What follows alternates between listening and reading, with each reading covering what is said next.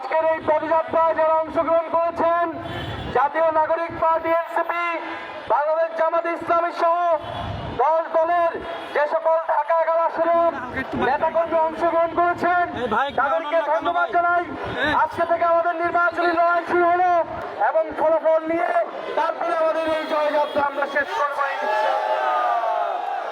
আপনারা কোনো ভয়ের কোনো কারণ নেই, এলাকাবাসীকে আশ্বস্ত করুন, ঢাকা 11 আসনে কোনো ভূমিদস্যুদের স্থান হবে না, কোনো সন্ত্রাস চাঁদাবাজের স্থান হবে না, কোনো ফ্যাসিস্ট স্বৈরাচারের স্থান হবে না। যারা ফ্যাসিস্টদের সম্পত্তি নতুন করে পাহারা দিচ্ছে, যারা নতুন করে জমি দখল করছে, 12ই ফেব্রুয়ারি তাদেরকে পরাজিত করা হবে। আজকে যারা এসেছেন সবাইকে ধন্যবাদ জানাচ্ছি, কৃতজ্ঞতা জানাচ্ছি। ইনশাল্লাহ আমাদের আজকের কার্যক্রম শুরু হলো। 12ই ফেব্রুয়ারি পর্যন্ত আমরা ঐক্যবদ্ধ বাংলাদেশ থাকবো, আমরা ঐক্যবদ্ধভাবে সামনা করি এবং দাঁড়িপাল্লাকে জয়যুক্ত করে নিয়ে আসবো।